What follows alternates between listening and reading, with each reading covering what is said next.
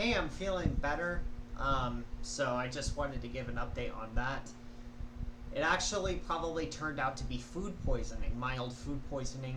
We went out to dinner with some friends one night, and our friends ended up getting like kind of a virus, so to speak, and around the same time that we got sick. So it's not actually as likely that I have Giardia at this time or my dad has Giardia. It's actually more likely that it was a mild stomach virus because we're feeling better now, and the timing it just happens to be a very interesting coincidence. But today I'm going to be discussing something that pisses me off. Something that really pissed me off. Because it's a trick question. So, I got asked in my intake today, returning to my therapy and psychiatry office in town, which, yes, is the place that I have trauma, and no, I'm not totally convinced that going there is going to fix any of my problems substantially.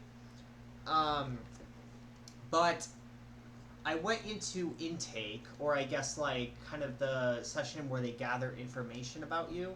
Because even though I went there once, or well, I didn't go there once, I went there for a period of time between December and March. I took off for the trail and had to be dismissed as a patient. So, and my general was doing medication for the trail.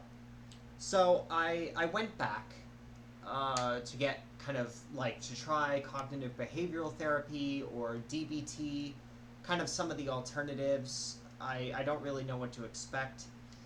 I still have yet to like confirm everything with a therapist. I will say this though. During my intake, they asked me a question that really got under my skin. They asked me, Do you have access to lethal means?" Now, this would mean something that you could use to harm yourself or somebody else. Now, I don't ever think about harming others. I do, as you know, have a very comprehensive or very extensive history of suicidal ideation on this channel, suicide attempts.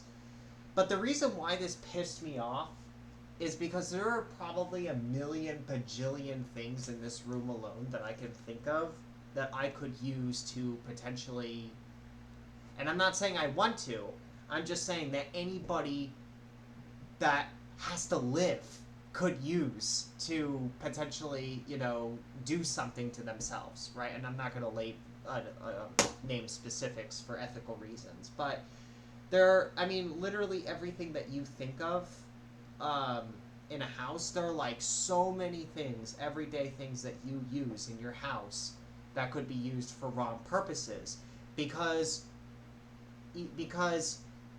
there are things that you need to use in order to basically survive in the modern world, so to speak, right? Whether it be transportation or, eating, drinking, you know, just really anything that you can think of.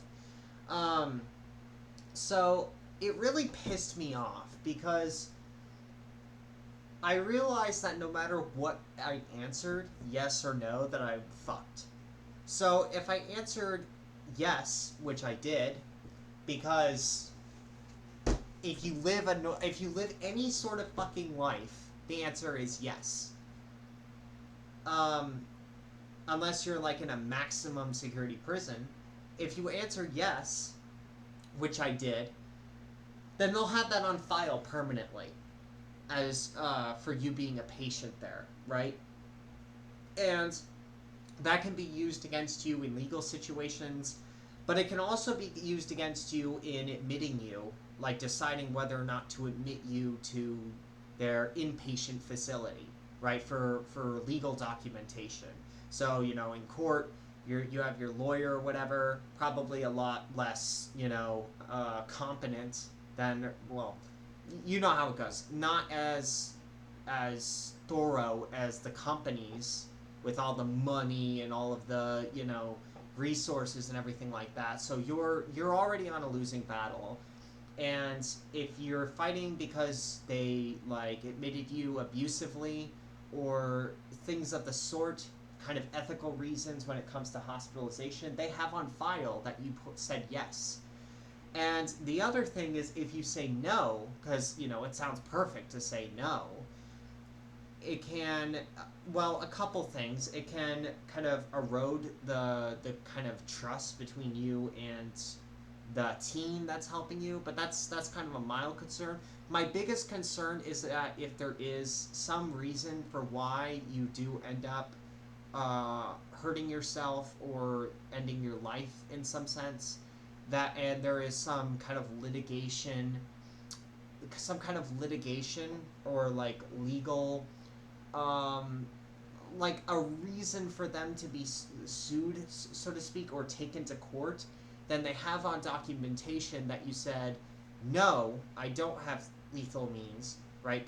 And maybe a lot of times when we think of lethal means, we think of things like guns, for example, right? Things of that sort, in which a lot of people will say, well, no, I don't have access to lethal means because I don't have firearms, right? But obviously, that's not true. Everybody does, really, just for gadgets or convenience.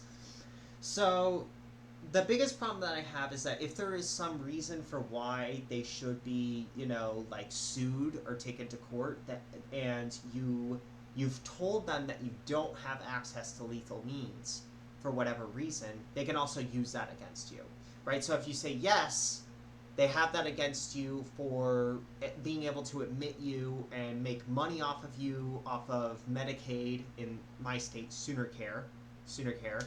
And if you say no, then that legally protects them in the case that something happens to you, with the idea that you weren't being transparent with them, even if you didn't really understand what lethal means meant. Because again, most people think, well, it's firearms. That's it. If you don't have firearms, or maybe, I don't know, like a machete, then you don't have lethal means. So this is just something that I really quickly wanted to talk about, because it pisses me off.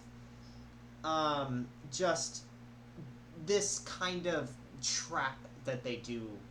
And it makes me not really want to be as transparent to them if I do have a crisis, because now they know that because I said yes, right? Because I said yes, because, well, that's the case. It makes me think that if I were to contact, because, like, like them in some sort of way for an urgent situation, that they would put me in, like they would do a welfare check and transport me to the hospital, when really everybody has those kinds of conditions, and so it really shouldn't count against you. So, just something short that I wanted to talk about. In other news, quickly, is that I am beginning school very soon. I'm not actually going to start college again. Because of AI taking up all of the digital office jobs, and because of, I don't want to be in a corporate office with a bunch of parasites that are going to basically do 20% of, they're going to use 20% of their effort to make it look like they're doing a lot of work when they're not. And people like me that can't sleep at night knowing that they're intentionally doing a poor job, I have to do the work that the other coworkers don't do. And that's going to be my life for a long time if I go into corporate. Corporate is a very kind of hellish place. And so I've decided that I want to pivot away from doing statistics, even though I have some of my classes clear, I have good grades, B's, because it's just not appealing to me. It's not appealing for me as somebody that wants to put in good, honest effort, to have to carry parasites in corporate workplaces after doing all these certifications and being super competitive among other people that want air-conditioned office jobs, and just having to pick up their workload, so to speak. So that's all. That's all I wanted to mention. Thank you.